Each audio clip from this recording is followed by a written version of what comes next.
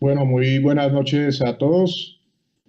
Hoy, 6 de noviembre de 2018, damos inicio a nuestro último webinar del año. El tema que vamos a tratar hoy es un tema bastante interesante. Vamos a hablar acerca de manejo de pseudoartrosis de escafoides. Tenemos tres grandes invitados que prácticamente no necesitan presentación, pero igual vamos a hacerlo. En un principio va a iniciar hablando desde Buenos Aires el doctor Carlos Seidenberg, ampliamente conocido por todos nosotros. Él es cirujano de mano y miembro superior.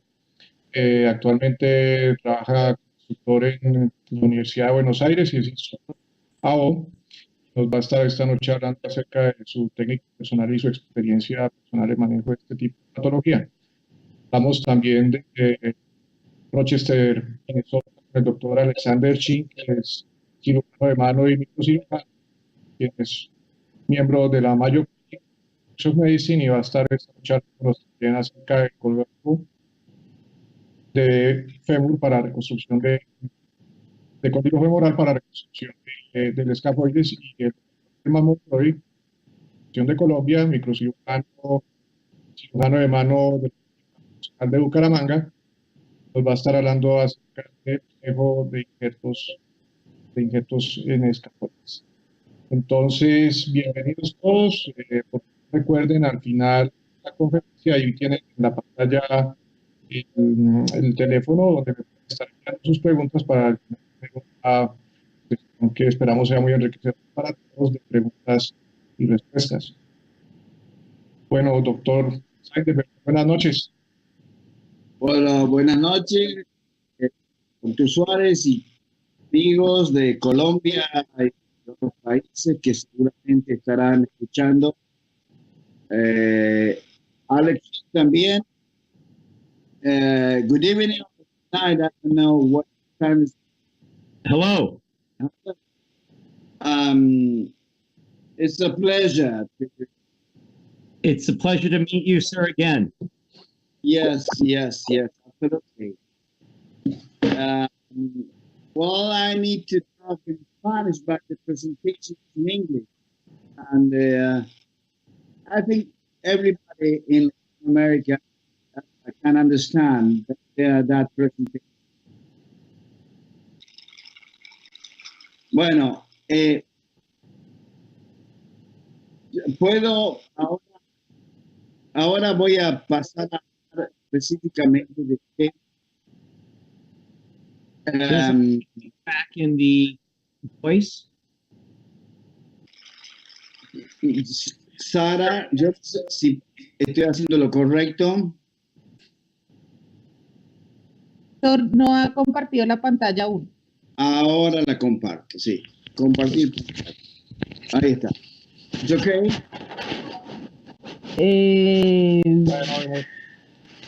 ¿Está bien, Sara, esto? No, yo no he visto no me está compartiendo pantalla.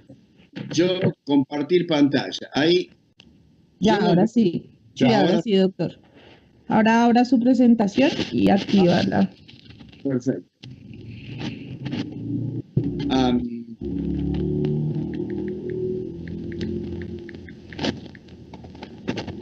Bueno, yo voy a hablar de este pasado que lo publicamos en 1991 y en 1991 esto lo publicamos, pero comenzamos nuestra experiencia en 1985 haciendo los primeros casos. Y en realidad esto fue una casualidad, un hallazgo, porque buscábamos otro tipo de... En realidad buscábamos flaps cutáneos y mirando la anatomía nos dimos cuenta que esto era posible y llevar un injerto de la vecindad de ahí del radio, como ustedes pueden ver, en la zona de la estiloides, esa arteria que ven acá, esa podíamos llevar. Y como era difícil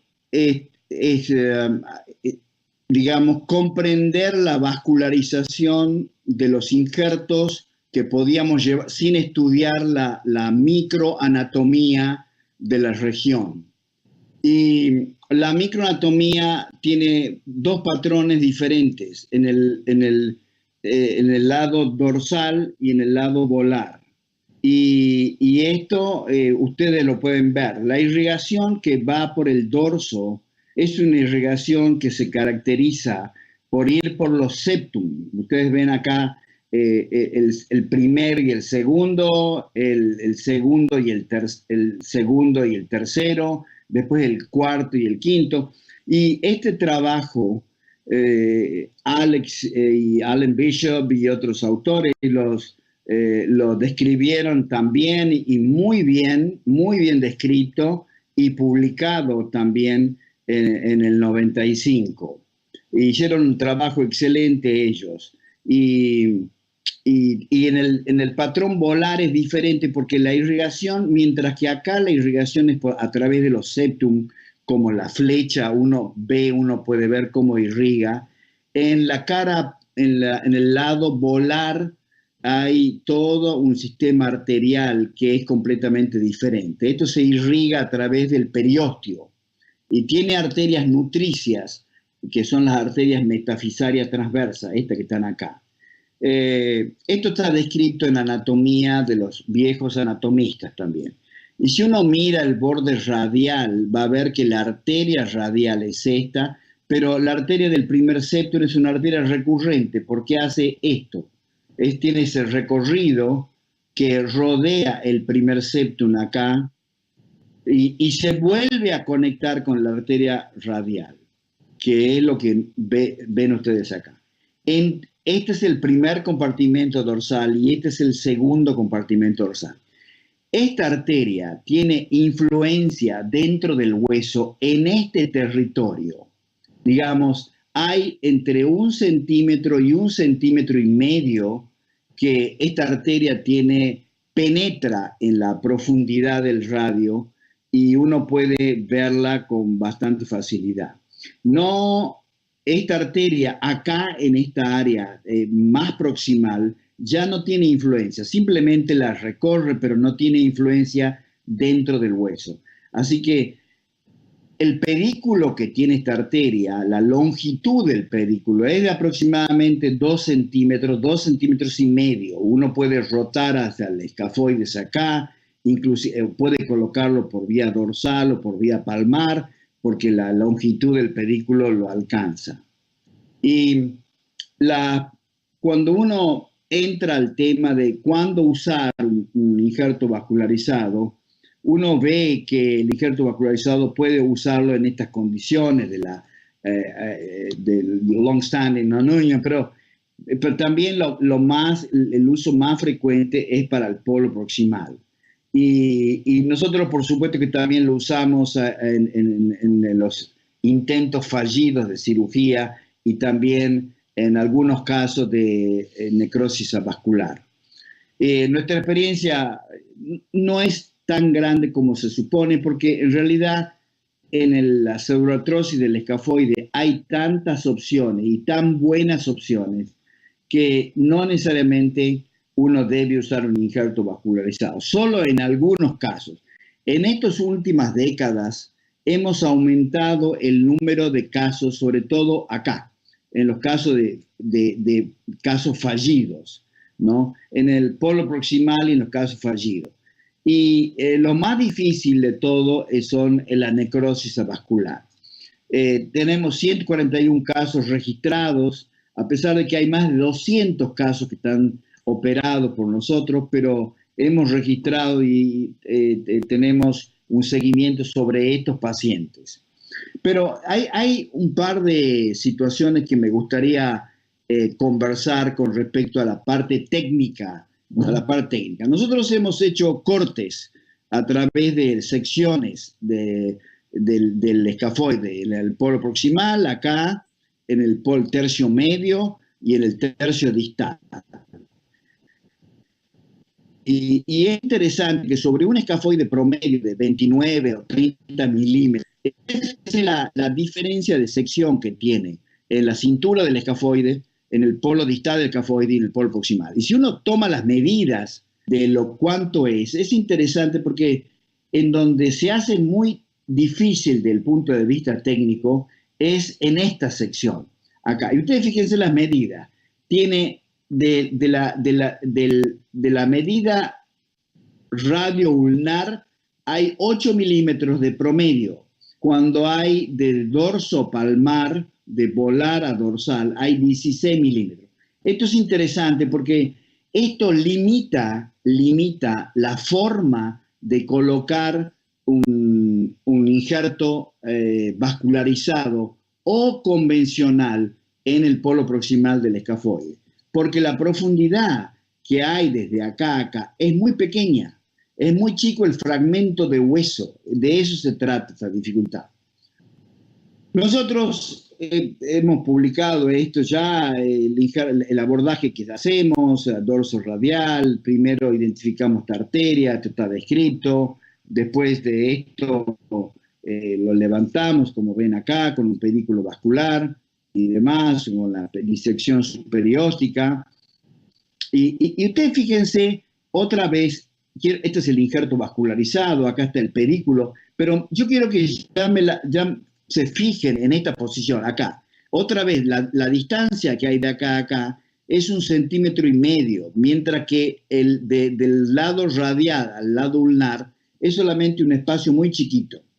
Nosotros siempre hacemos estiloidectomía, no grande, pero eso permite acceder al polo proximal con mucha facilidad.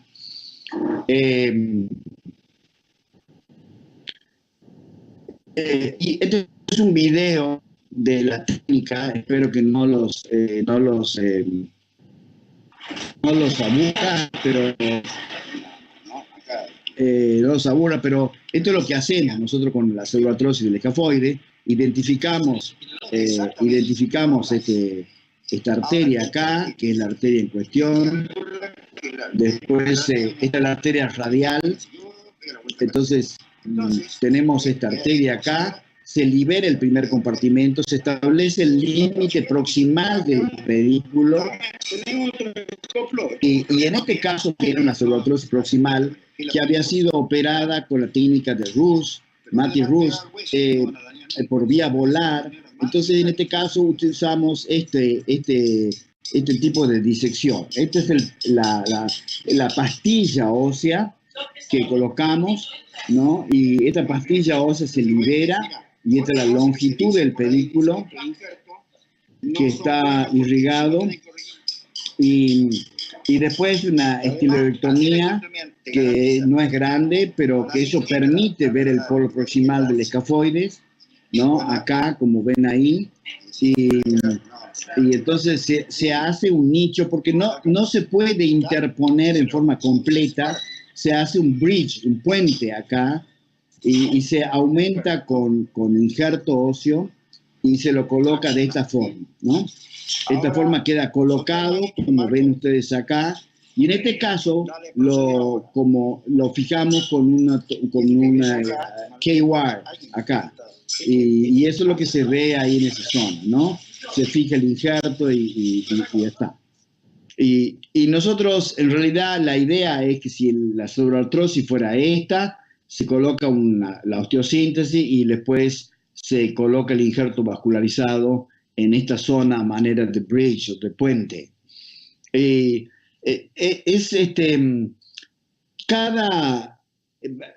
el polo proximal hay como una secuencia que hay de la reducción cerrada, la fijación percutánea se puede hacer o abierta, en general se prefiere abierta, el abordaje dorso radial, se diseña el injerto vascularizado, se hace la esterectomía, se compacta con cancellous bone, con tejido esponjoso, y se coloca el injerto a manera de bridge acá, como ven acá, solamente ahí en esa parte. Cuando hay, esto es un tema muy complejo, que es que cuando uno tiene una celulartrosis fallida, ¿no? Que esta condición es muy crítica para el hueso, porque se plantea un problema de instrumentación. A veces acá, en esta condición, los tornillos no sirven para esto y solamente se puede fijar con K-wire, alambre de Kirner, que el resultado es lo que ven acá a manera de puente. Y ustedes ven acá la secuencia que uno tiene con respecto a esto. Nosotros tenemos una clasificación que usamos, que es lo que denominamos como ceruloptrosis primaria, aquella que ha sido tratada en forma conservadora o con inmovilización, que está en el polo proximal o en la cintura del escafoide. La secundaria es cuando se le ha colocado injerto y se ha colocado K-wire, pero siempre en el tercio medio, como ven acá, en la cintura del escafoide. Y la recalcitrante cuando ha sido operado previamente y se le ha colocado injerto de hueso, K-wire, y es a nivel del polo proximal. Siempre la condición de la recalcitrante, aunque haya sido operado una sola vez, ustedes fíjense, se puede apreciar en estas imágenes radiográficas la extraordinaria dificultad la dificultad en la estabilización de eso, en la instrumentación del polo proximal. Nosotros los casos que tenemos donde hemos perdido la posibilidad de injerto ha sido por un problema de valoración, la fragmentación del polo proximal. Esto no se puede saber con una placa radiográfica, no se puede saber con una resonancia magnética. El único estudio que nos da cierta digamos, certeza con respecto a la fragmentación es la tomografía, el tomogram, y bien, por supuesto, los fumadores crónicos y los obesos y cuando ya es un snack, ya la posibilidad, y siempre las técnicas es difícil porque se extruye el injerto vascularizado, o cuando involuntariamente el pedículo se rota, o cuando hay una deformidad en la inapropiada corrección o reducción de la deformidad. La verdad que cuando han pasado los años ha sido muy difícil definir. Yo leo permanentemente los trabajos, no solamente en el tema de la muñeca, sino en otras partes del organismo, al menos del miembro superior, y veo una extraordinaria dificultad para definir lo que es una necrosis avascular. La necrosis avascular uno define que el tejido no es no viable y demás. Pero en la necrosis avascular, por ejemplo, puede haber fragmentos, miren, como este fragmento que está acá, que es un fragmento que sobrevive. Sin embargo, que sobrevive o está vivo. Y sin embargo, acá, en esta área, hay un fragmento que está muerto. Y puede sobrevivir la muerte y la vida en un terreno donde no hay una frontera definida, clara, sobre los tejidos. Si uno mira la resonancia magnética ve que el tejido donde hay cavitaciones y problemas acá, y sin embargo acá se ve una pérdida de la trabeculación, pero todavía mantiene la estructura. Esto hace difícil. Entonces, el problema de la necrosis vascular es definir qué grado de necrosis tiene esto, cuáles son las áreas que están involucradas. Y lo que no sabemos es en un área pequeña, como el polo proximal, de lo que hablamos cuando hablamos del polo proximal. ¿Qué cantidad de tejido viable o qué cantidad de tejido instrumentable tiene el polo proximal? La instrumentabilidad es una palabra que da mucha idea práctica de lo que hay que hacer. Para mí, si el hueso está como es un hueso que está escleroso, es un hueso que está instrumentable. Este hueso no es un hueso instrumentable. Acá se perdió la chance de hacer reconstrucción. Está colapsado. Acá está perdido el polo proximal. Entonces, acá lo único que queda son soluciones de rescate, nada más, en donde ya no cuenta mucho el escafoide. Y hay muchos escenarios. Este polo proximal es completamente diferente a este. Este es un polo proximal que es viable para un injerto vascularizado. Este es un polo proximal que es crítico porque la densidad mineral ósea de este polo está comprometida, está crítica. Lo más probable es que no tengamos ningún tipo de resistencia o de área de sujeción de la fijación. Y si uno mira la tomografía computada de ambos casos, va a ver la dificultad que existe con respecto a esto. Nosotros, entonces, en pocas palabras, para terminar, quisiera decir que las claves del éxito en la cerebroartrosis de escafoide está en clasificar el estadio el estadio de la cerebroartrosis es a través de la estabilidad, el tipo de deformidad, el grado de fragmentación que tiene el hueso y si es posible la instrumentación. La necrosis avascular, por definición, es difícil de definirla con claridad. Y por supuesto, la tercera cosa es que el alineamiento carpiano, que es como muy importante.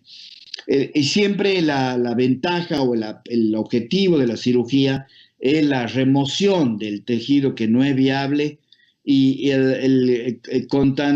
que tenga pleno contacto el injerto con la zona receptora, restaurar la vascularización y logrando que pueda ser logrado con una fijación lo más estable posible. Bueno, eso es lo que tengo para decir. Seguramente habrá preguntas y demás, pero eso es todo. No sé si Sara me está escuchando. Sí, señor. Deje compartir pantalla, doctor, y ya le damos paso al doctor Suárez. Eso, perfecto. Perfecto. Bueno, doctor Seidenberg, muchas gracias por su valioso aporte y yo estoy seguro que va a haber muchas preguntas al final también. En este momento en Buenos Aires son las 10:24 de la noche, pero el doctor Seidenberg muy amablemente nos va a estar acompañando hasta el final del webinar. Entonces, las preguntas que tengan, por favor, van a ser bien recibidas. Dr. Shin, good evening. Please open your microphone. Good evening. It's great to be here. Thank you very much. What Thank a you. wonderful lecture from Professor Zeidenberg. I enjoyed it very much. Yeah, we all did. Thank you very much for being here with us tonight. So finally you made it home. So I already introduced you to the auditory, so you can begin anytime you want to. Thank you very much. Is my screen seen by you right now? Yeah. Super. My job tonight is to talk about free vascularized bone grafts for scaphoid non-unions. The problem, as already addressed by Professor Zeidenberg, are several things. First is carpal collapse, the proximal pole, which can be very small and avascular, and the fact that many of these patients have had prior surgery with chronic changes and significant bone loss. I call it the trifecta of the scaphoid non-union disaster. Patients that have carpal collapse, proximal pole avascular changes, and prior surgery with bone loss. So the issues I think that we have to address, and that were very nicely pointed out by Professor Zeidenberg, is does avascular necrosis exist? And if it does exist, how do we compare vascularized versus non-vascularized graft? And if we look at the outcomes critically across the globe, why do some people have a very high union rate and others do not? Well, if AVN is the issue, we have to understand that the diagnosis of avascular necrosis is really a histologic diagnosis corroborated by radiology. In surgery in our patients, we rely on intraoperative bleeding and scrapings of the scaphoid. However, to truly prove avascular necrosis, the entire pole has to be removed and undergo histologic fine slice histology, which is not practical, and it removes the scaphoid and thus destroys our ability to fix it.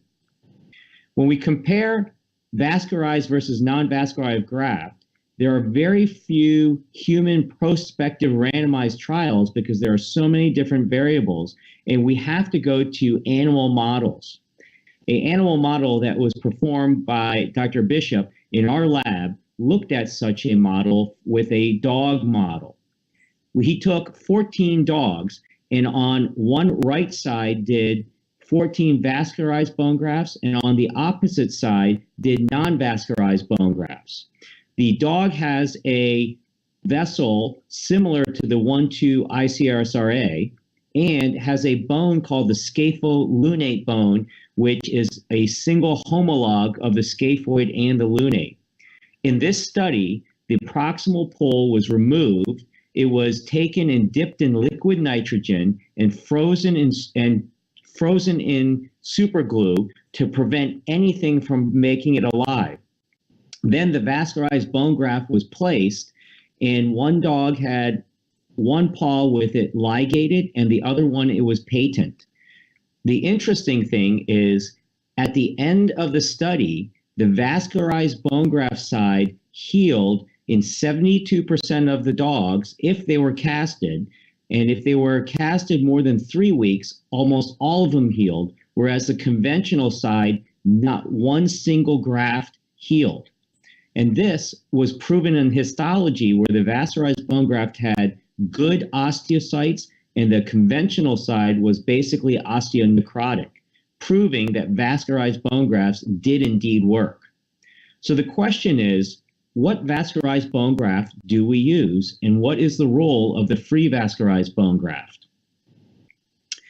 Are vascularized bone grafts really necessary? Some of my colleagues in the United States say they are too complicated, too technical, and we shouldn't need microsurgery. And my own colleague, Scott Wolf, even wrote a paper saying that vascularized bone grafts outperform non-vascularized bone grafts, but is now perpetuating and condoning non-vascularized bone grafts for scaphoid non-unions with avascular necrosis. So we choose vascularized bone grafts for 3 reasons. 1, they maintain cell viability. 2, there's no creeping substitution into a dead bone matrix and allows for primary fracture healing. And finally, there's less resorption with maintenance of structural integrity and strength. The 1-2 ICRSA vessel, which was clearly defined by Professor Zeidenberg, has been a wonderful addition to scaphoid non-union surgery. When we looked at the results, initially the results were very, very good, followed by several reports that said they didn't do so well. We even looked at our own results very, very carefully and found that we had a 71% healing rate, which was very good, especially since if avascular necrosis was present, we had close to a 70% union rate.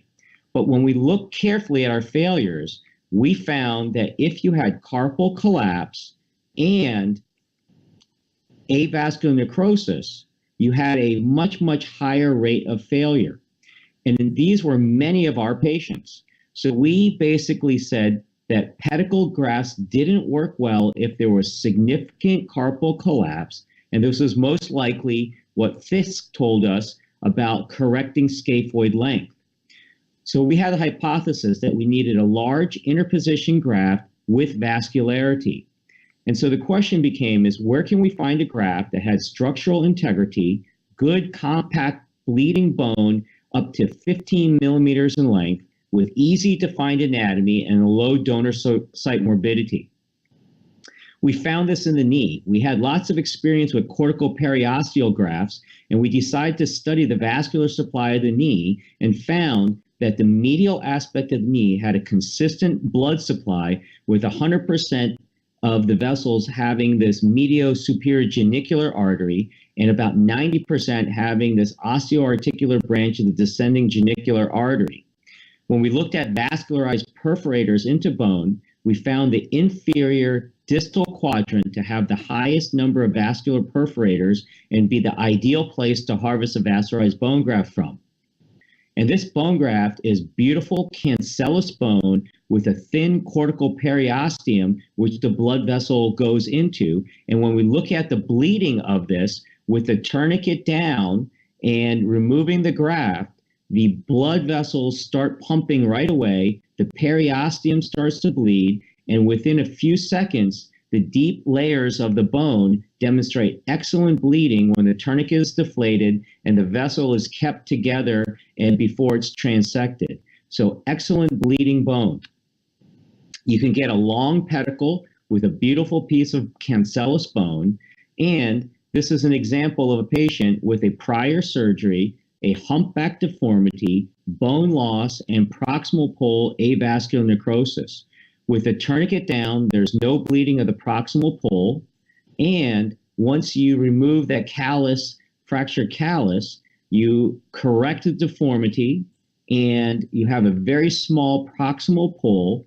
And when we start trimming down the necrotic and non-vascularized portion of the non-union, you end up with a very large defect. This defect is spanned by a 12 to 13 millimeter vascularized bone graft. The periosteum is with the vessel, and the vessel then comes down the forearm. The microsurgery is done to the radial artery and to the venae comitans, and the result is a beautifully placed vascularized bone graft with an interposition screw, correction of the humpback deformity, and 3.5 months later, there is vascularization as well as bone healing throughout the entire scaphoid. The outcome of this patient was very good in terms of restoration of hand function, and his motion is equal to his preoperative motion with a healed scaphoid non-union and excellent radial ulnar deviation, as well as excellent knee function with minimal donor site morbidity. The knee has pain for about 4 to 6 weeks and then does quite well thereafter.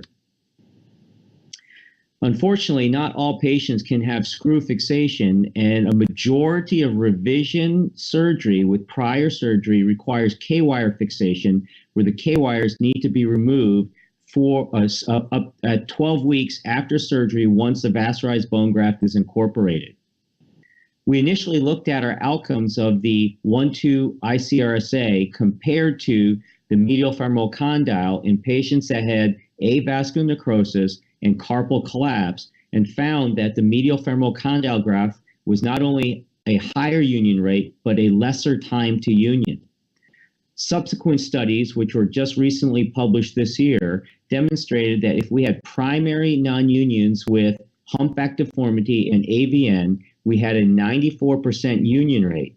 However, if they had prior surgery, and this is 1 to 2 prior surgeries, the union rate decreased about 10%. However, we were able to get 84% of the non-unions to heal. These are outstanding rates considering the difficulty of carpal collapse as well as avascular necrosis. The question then, it was always asked, are vascularized bone grafts needed? Because many people find them technically difficult, they call it complicated, and they don't want to do microsurgery. In order to answer this question, we looked at our own data between a 13-year period of 109 scaphoid non-unions. There were 31 patients that had iliac crest bone graft placed as an interposition, 33 with the 1-2 ICRSA, and 45 with the medial femoral condyle. We found that the medial femoral condyle group had the highest number of prior procedures, the highest number of intraoperative avascular necrosis, and the highest number of carpal collapse. So in essence, the medial femoral condyle group was the absolute worst case scenario of the scaphoid non-unions in all 3 groups. When we looked at the fracture location, it's pretty clear that the 1-2 ICRSA was really used for the proximal pole, and the medial femoral condyle and the iliac crest graft were used for waist fractures.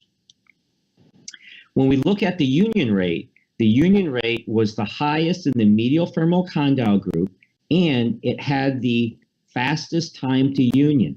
Basically, the medial femoral condyle group outperformed the iliac crest bone graft, interposition graft, and the 1-2 ICRSA in the worst case scenario non-unions in the Mayo Clinic series. Our current experience is about 120 to 130 scaphoid non-unions with the medial femoral condyle vascularized bone graft. Every one of the patients has had avascular necrosis, humpback deformity. The average graft size is about 11 to 12 millimeters, and the surgery is performed with 2 teams, one at the knee, one at the hand, and the average time of surgery is about 2.5 hours. We have failures with 9 failures of 120 plus surgeries, and these include failures in the primary group as well as the previously operated on group. I think it's important to look at other vascularized bone grafts. Matholin describes a very nice volar distal radius graft, and the Austria group describes a free vascularized iliac crest group. However, you read these series carefully, Matholin's series and HARP series were only performed in cases without bone loss or carpal collapse. In a personal communication with Christoph Matholin, he told me that many of his patients did not have AVN in the series, making comparison very difficult. There are contrarians to the belief that vascularized bone grafts are needed. Our colleagues in New York basically said they got 100% union rate with their 35 non-unions, and that AVN does not exist based on pathology, and thus vascularized bone grafts are needed. We answer this by vascularity was assessed with a tourniquet up.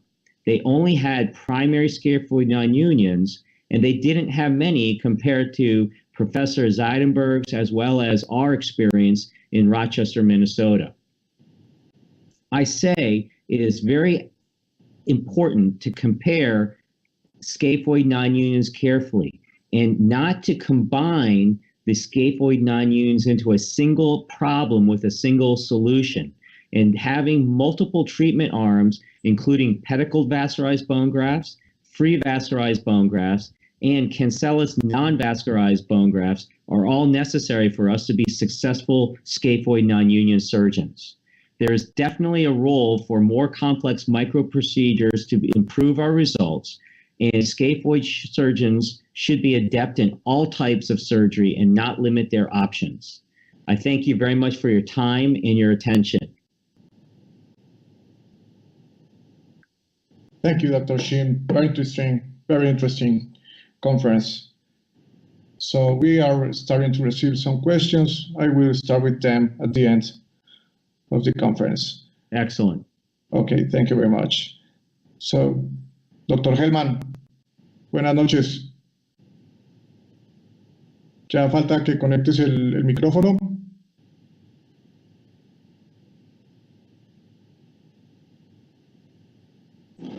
Listo, ahora se me oye. Listo, sí, doctor, ya, perfecto, ya estás al aire y ya es compartir la presentación y ya puedes empezar cuando quieras. Muchas gracias, doctor.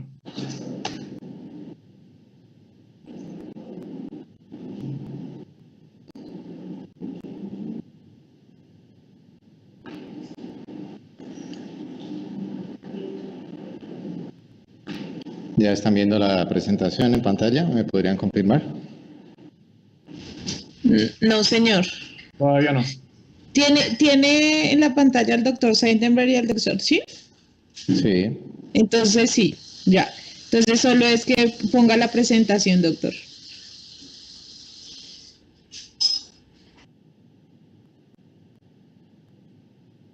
Perfecto. Ahora. Perfecto. Sí, Sí, ya. Bueno, agradezco la invitación para participar en esta muy interesante reunión.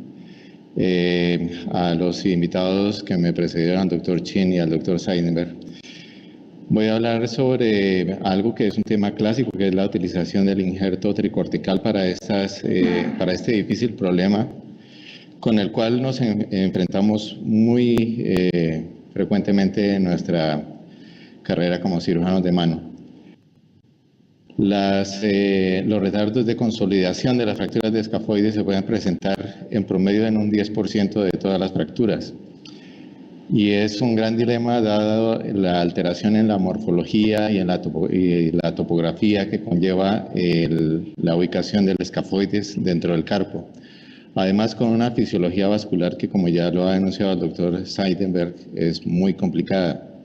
Las repercusiones en la biomecánica de la muñeca van a conducir a problemas artrósicos severos, y de ahí que la reconstrucción de esta estructura tenga que ser muy bien planificada, teniendo en cuenta las fuerzas que va a soportar el hueso, las características que tiene que volver a reasumir después de haber estado esta anatomía rota desde mucho tiempo atrás.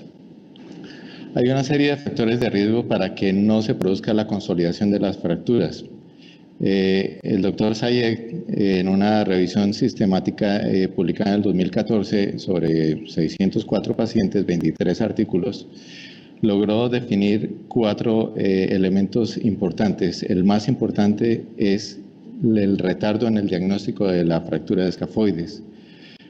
Además está el desplazamiento de la fractura, la ubicación de la fractura en zonas de pobre vascularidad como en el polo proximal, van a contribuir al desarrollo de este problema. De tal forma que cuando se produce la no unión de la fractura de la cintura del escafoides, la carga de fuerzas y los fenómenos de reabsorción van a producir un colapso de la cortical palmar, que va a llevar a la que nosotros llamamos la deformidad en joroba o al humpback, que no es más que el resultado de la alteración de las cargas a nivel del carpo con una traslación proximal de la segunda fila hacia la primera fila, lo cual va a manifestarse en lo que nosotros llamamos el snack wrist. Finalmente, este snack wrist va a producir una artrosis tanto del espacio radiocarpiano como del espacio intercarpiano. Esto tiene una serie de repercusiones funcionales para el paciente, entre las cuales está la presencia de dolor, la presencia de tumefacción en la muñeca, sumado a esto una disminución en la movilidad que se ha cuantificado según algunos estudios en promedio de un 30% y una disminución de la fuerza del agarre que puede estar alrededor de un 55%. La solución para esta situación pues es buscar restablecer la forma y la unidad del escafoides, descolapsándolo de la parte palmar y rellenando el defecto que queda, que es un defecto generalmente de forma trapezoidal, con un injerto que sea suficientemente fuerte de hueso córtico esponjoso para de esta forma restablecer la conectividad entre las filas del carpo. El doctor Geisler publicó en el año 2012 un instructional course donde hacía como una revisión de qué estaba de moda y qué no era lo adecuado para hacer con el manejo de estas fracturas de escafoides, de la pseudoartrosis de escafoides. Y hay una zona en la cual circunscribió el uso de los injertos corticoesponjosos en forma trapezoidal o en forma de cuña, que es para las no uniones que se encuentran a nivel de la cintura y que presentan deformidad en joroba.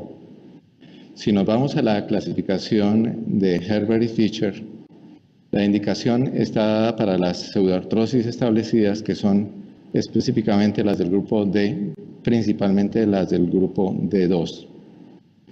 Y hay otro autor que es la clasificación del doctor Ikeda.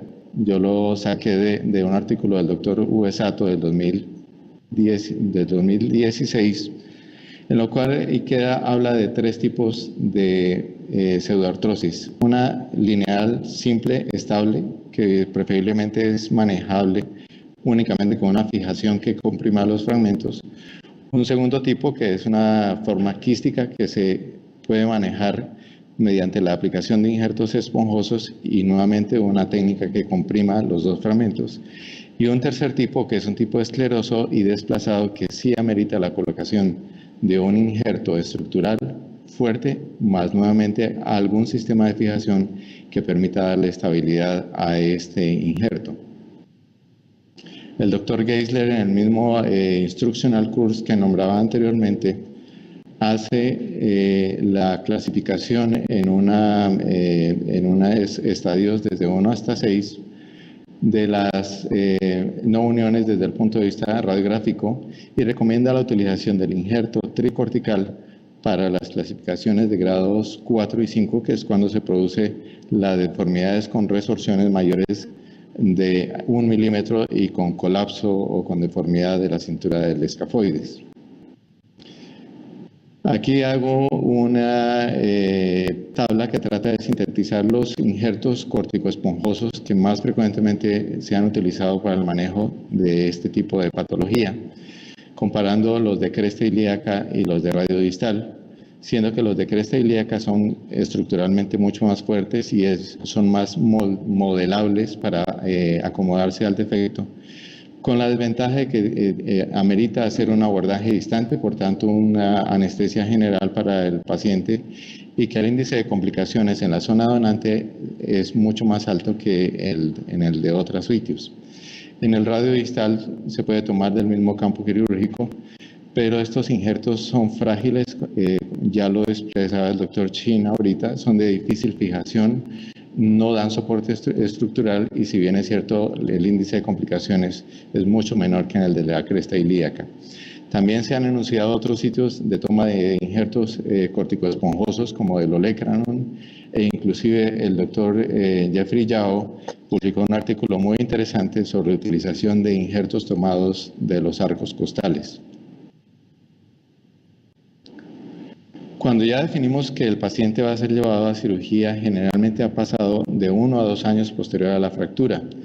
Y los objetivos que debemos buscar, también definidos en este estudio de revisión sistemática por el doctor Sayek, apuntan hacia 5 objetivos. 1, lograr la consolidación primaria de la zona de la pseudoartrosis.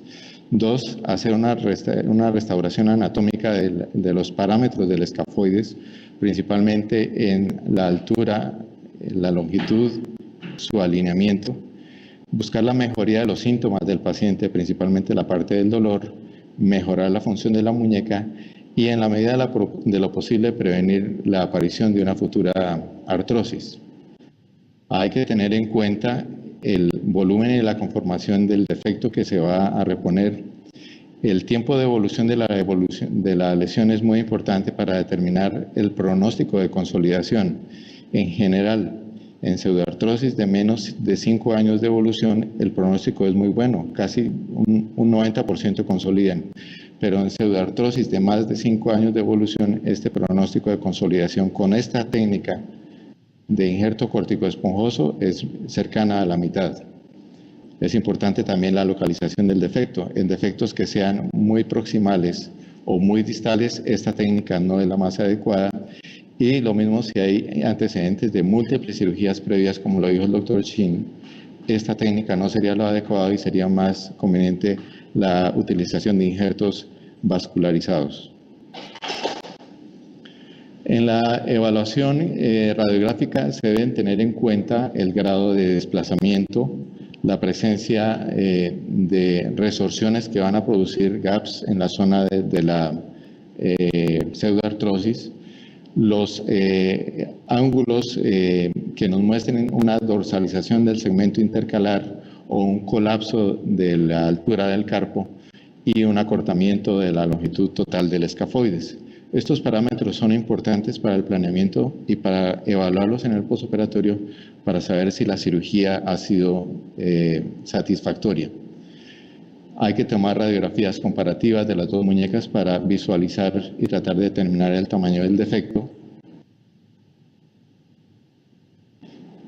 A veces hay que hacer estudios complementarios como las tomografías que nos permiten visualizar mejor la deformidad en joroba de la zona de la pseudoartrosis.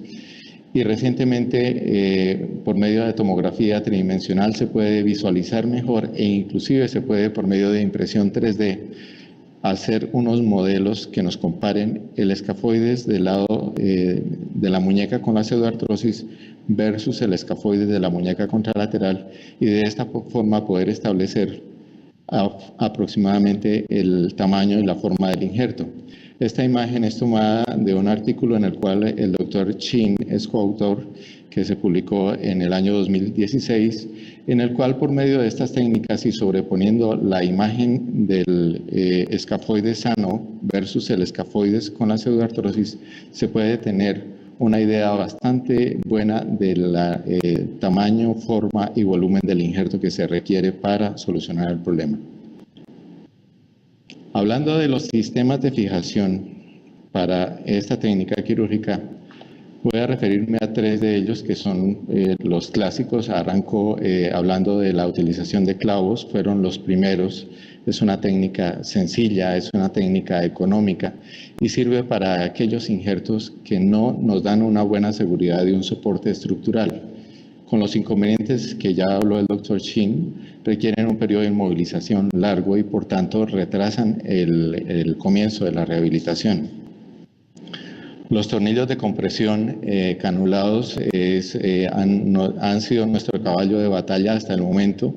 Han sido una forma de evitar los periodos prolongados de inmovilización y nos permiten asegurar relativamente bien el injerto tricortical, pero su colocación es un poco dispendiosa, sobre todo cuando se hacen en sentido retrógrado, dado que la ubicación del tubérculo del trapecio dificulta una posición céntrica de la colocación y algunos autores entonces han propendido por la colocación en sentido anterógrado. Lo ideal que uno quisiera es poder colocar estos tornillos en un sentido perpendicular al trazo de la zona de la pseudoartrosis, pero esto no siempre es posible y hay que recurrir a otras posiciones que logren fijar el fragmento de injerto sin lograrlo estallar o perjudicar.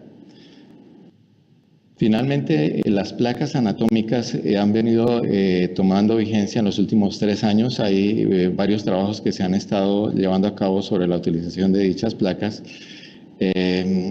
Es una técnica interesante, sobre todo cuando hay fragmentación del polo distal o del polo proximal y no es posible estabilizarlo en una forma con tornillos intraóseos, tornillos de compresión.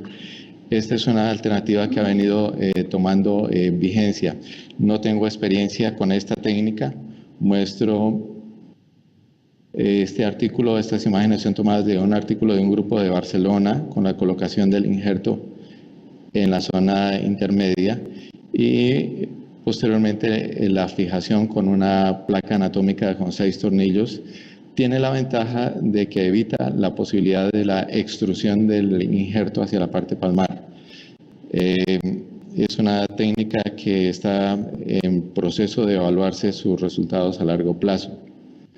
Aquí trato de hacer una tabla comparativa entre estos 3 sistemas, resaltando la sencillez y lo económico de la utilización de los clavos de Kirchner y que tienen un menor riesgo de fragmentación del injerto.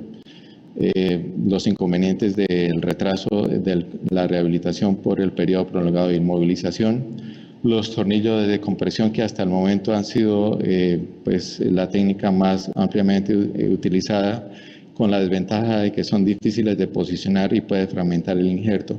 Y finalmente las placas anatómicas que dan una buena estabilidad, evita la destrucción palmar del injerto óseo, permite una rápida inicio de la rehabilitación, pero es una técnica exigente, es una placa costosa. El promedio de costo de un implante de estos es de aproximadamente $1.500 y que en los estudios que se han mostrado no muestran una mejoría tan significativa en los arcos de movilidad articular y en la fuerza del agarre.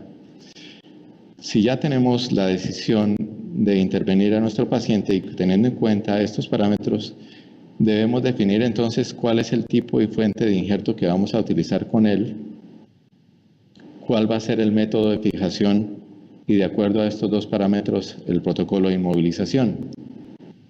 Las técnicas más utilizadas han sido la de Fisk y Fernández para cuando se quiere dar soporte y descolapsar la parte palmar y la de Matty-Rus para cuando no hay colapso palmar.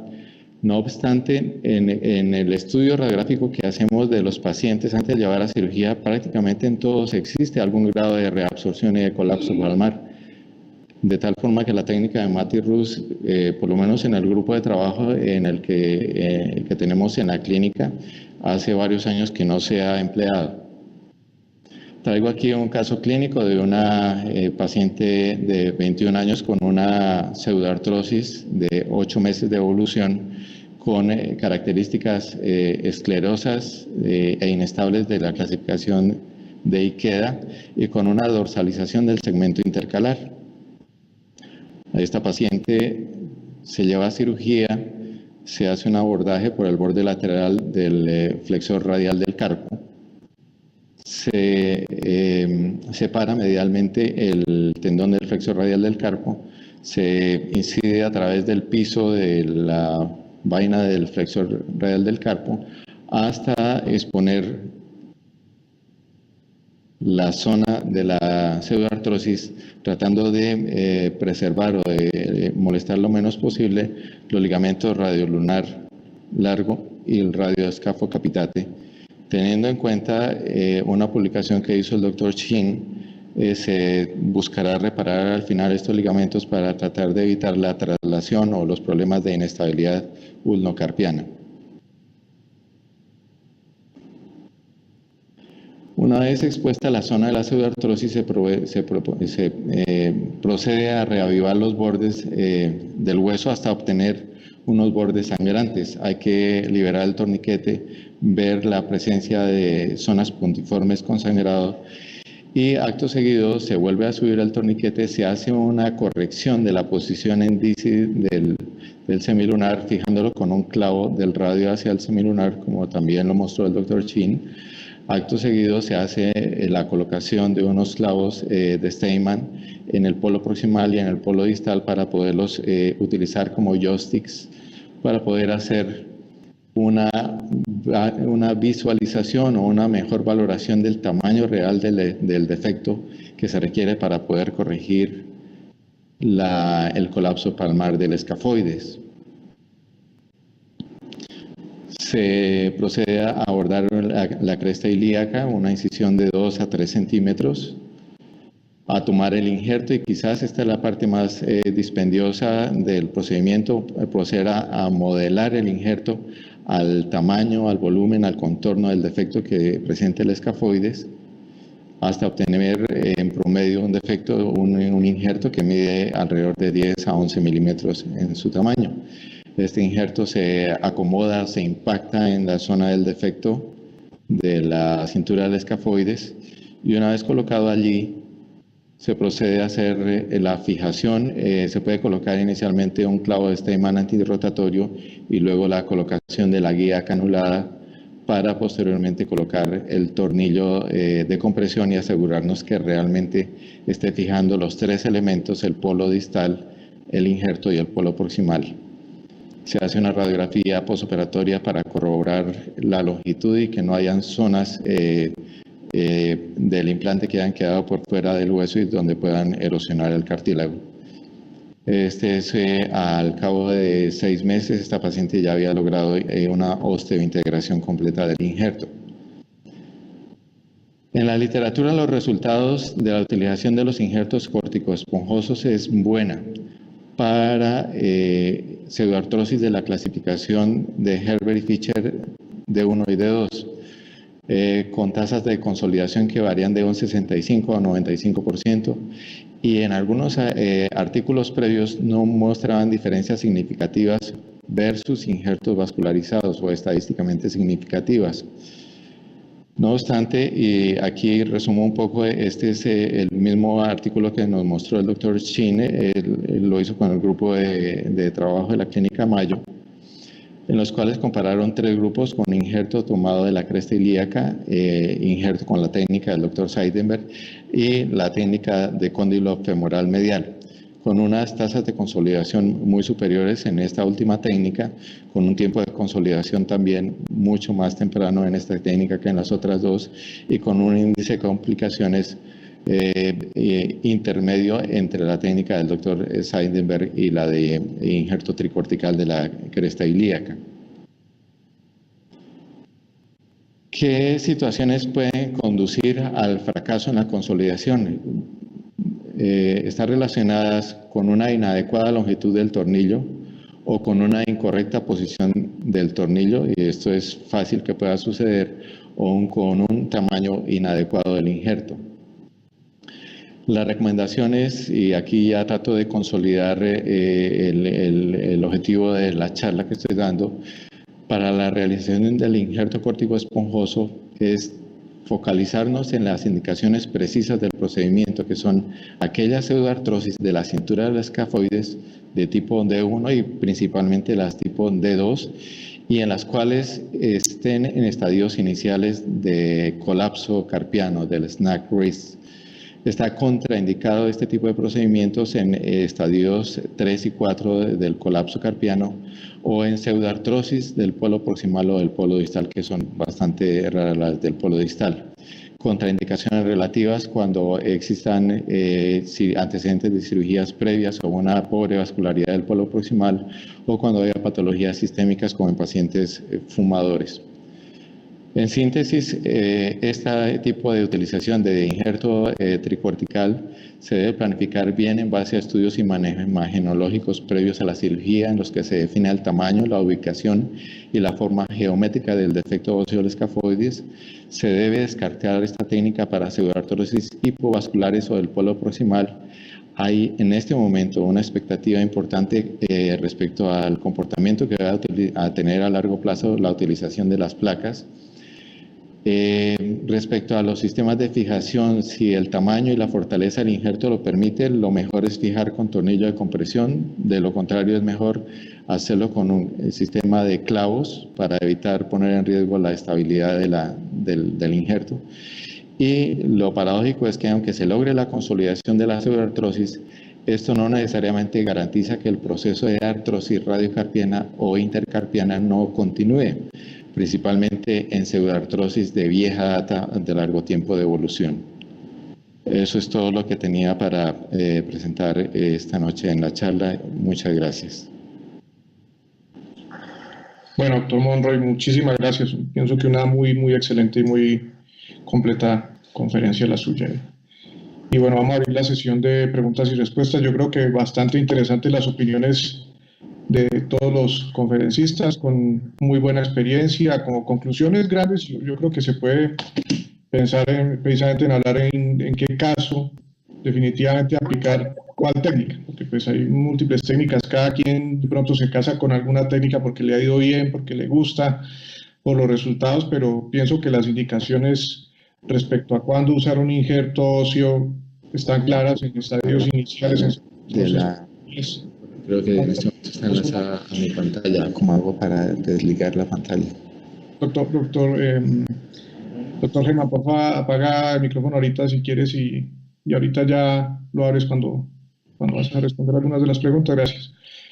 Y bueno, un colgajo óseo o un injerto óseo vascularizado se puede considerar, como ya lo dijo bien el doctor Seidenberg, en casos recalcitrantes donde haya una cirugía previa fallida, pero en la cual tampoco haya un colapso del carpo, una necrosis vascular, en el cual sí podría estar indicado ya el colgajo de cóndilo femoral.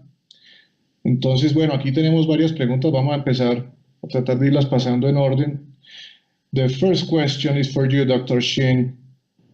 So Dr. Claudia Arroyo from Mexico, she wants to know about the femoral condyle graft. In which size of defect would you recommend using this graft?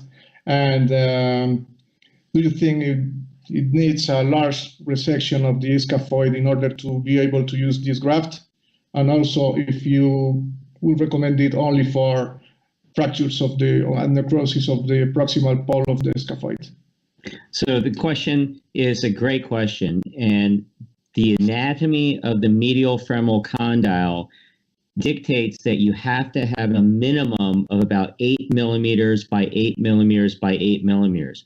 Otherwise, the periosteum that goes to the bone is too small to support the underlying bone. So if you have a non-union, you could always take more distal pull and trim that to fit a minimum of a 1 centimeter graft. So if you think you need that graft for its vascularity and you want to use that graft, then you just excise a little more distal pull to be able to put that vascularized bone graft in.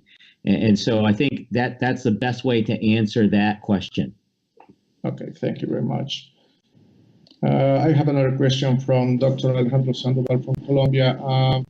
He wants to know if you have any kind of experience of some of your colleagues using the anatomic compression, the anatomic fixation plate. And what do you think about it? It's more stable, it gives better results at the end? My experience is very minimal with it. However, I've seen many patients come to us. It appears that many of them need to have it removed because it is a little bit too proud. And so many of my colleagues that use it say it's a 2-stage process. It might be very stable, but they always have to come and take it out at a later time. All right. Doctor Seidenberg, ¿usted ha tenido experiencia o conoce experiencia de algunos colegas en Argentina que usen esta placa anatómica y con respecto a si permite mejor fijación y para injertos o para colgajos? Perdón, doctor, le falta abrir el micrófono. Ya. Yo no tengo, I have not experience about the plate, small plate in scaphoid, but looks very stable when you put the plate or screw. But there are some impingement in the palmar side with the volar lip of the radius, and this is unavoidable. Is quite difficult because if you consider the characteristic anatomical shape of scaphoid, it's a long bone. It's minimal, but it's long bone, and long bone is supported by nails, not by plate. In that case, it's a conceptual case of you need to fix with preferably with the screw, but the K-wire is very useful for in critical cases. And I have a question for Dr. Shin, which is the Alex? Tell me, what do you think? What is the limit of the proximal pole viable tissue? I try to say how minimal stock bone or bone stock do you need for to achieve a good stable fixation? What is the minimal of in millimeters? I would say the most minimal is probably 4 to 5 millimeters. If you get any smaller than that, it is so hard to fix the graft to that with more than one K-wire without fragmenting it. So ideally, the bigger, the better, but I think the most minimal is probably 5 millimeters. I agree with you. These are very challenging cases. That's good to have the professor agree with me. Yeah. Ok. El doctor Monroy ya nos había dicho su opinión respecto a las placas anatómicas. Eso ya lo dejaste muy claro en la parte de tu exposición. Bueno, el doctor Riaño manda a hacer una pregunta aquí también al auditorio respecto a si han hecho el manejo de no uniones y necrosis avasculares con fresado asistido por artroscopia más inyección percutánea de autologous bone marrow aspirate concentrado, ¿sí? Y si también lo han hecho en manejo abierto, y acerca de eso, pues, qué resultados han tenido con ese tipo de técnica, cómo les ha ido, si lo hacen para cambiar el tornillo, en general, qué resultados han tenido con este tipo de técnica. I don't know if you got me, Dr. Shin. If not, I can repeat the question in English for you. I think you were asking about the role of arthroscopy and bone marrow aspirate into fibrous non-unions. Exactly, yeah. So my experience with that is not as great as the late Joe Slade and Will Geisler. It seems like a very slick technique to get them to heal with a minimally invasive technique. And I think it's a good technique if you are adept at that. In my hands, I would probably just open the scaphoid up and bone graft it and put a screw in it. Right. Dr. Seidenberg. Yo algunas veces, sometimes I use this technique with the arthroscopy, but I think it's quite difficult to control the real alignment of the scaphoid. And Bill Geisler and Joe Slade present some cases with this. I think it's very enthusiastic, but it's not reproducible. It's not easy to do that. It's quite difficult, and you need to fix first, and after that you can put the bone marrow and the others, another component of chemical. But I think it's very enthusiastic point of view, but in really it's difficult to say, and there are no paper who support this opinion. Okay, Dr. Monroy.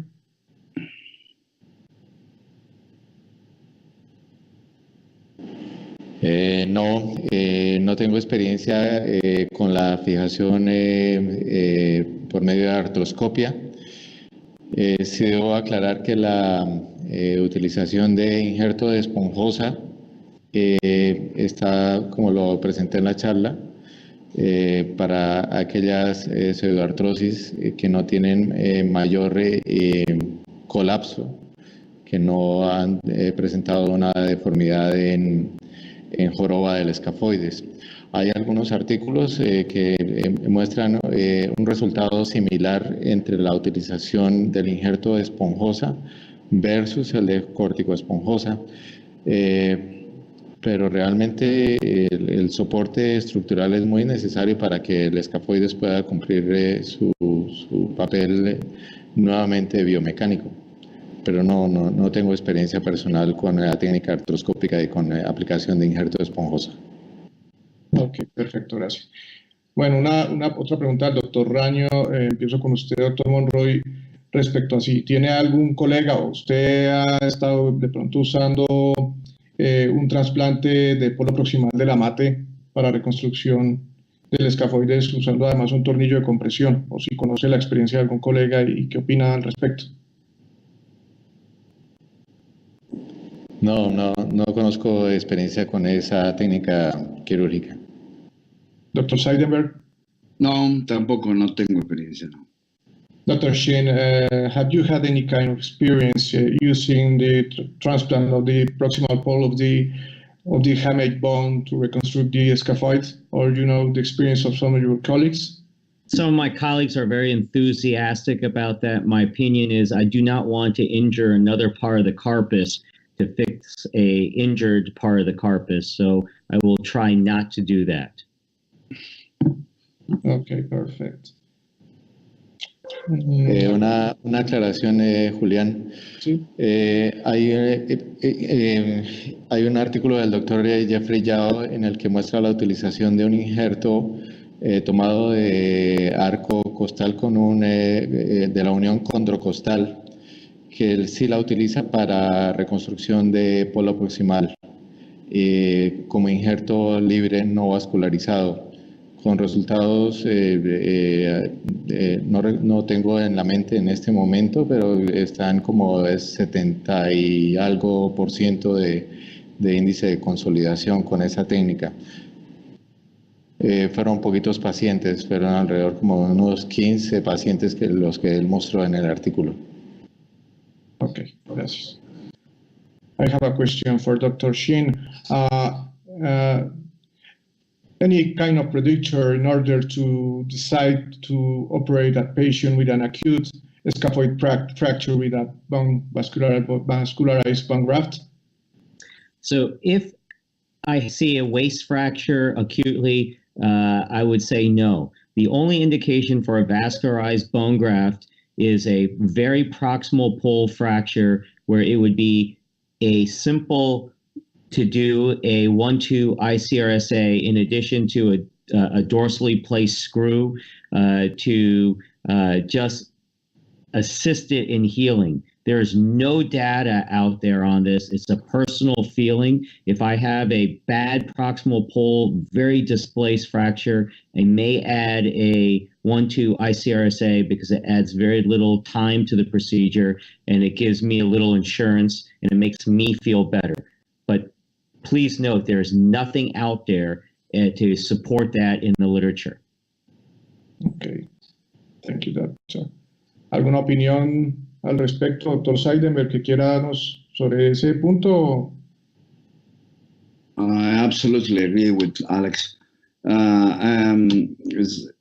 It's true. It's not support by literature. They use the vascular bone graft and fractured. But if you have a critical, very small proximal pole, maybe it will be useful. But I don't think in fracture do you need to use a vascular bone graft. All right. Bueno, estas fueron todas las preguntas. Ya no tenemos más preguntas del auditorio. Entonces, muchas gracias, doctor Seidenberg. Sabemos que ya está tarde en Argentina, pero muchísimas gracias por su aporte. Este fue un webinar bastante enriquecedor, bastante interesante, Dr. Monroy. Dr. Shin, thank you very much. It was an awesome. Muchas gracias. So thank you very much. Muchas gracias. Thank you again for your effort to this participation in this webinar. And Alex, it's a pleasure to hear and learn and again from your talks. Well, thank you, both of you. I've had a great evening. Buenas noches. Buenas noches. Buenas noches, doctor Shin, doctor Seidenberg. Muchas gracias al auditorio. Les recuerdo que este webinar estará próximamente disponible en nuestra página en YouTube. Pueden seguirnos siguiendo el link de Asosimano o también en la página web de Asosimano va a estar descargado en próximos días para que quien quiera revisarlo, repasar. Estuvo bastante interesante. Muchas gracias a todos por su participación. Nos veremos ya el año entrante. Hasta luego. Feliz noche. Gracias.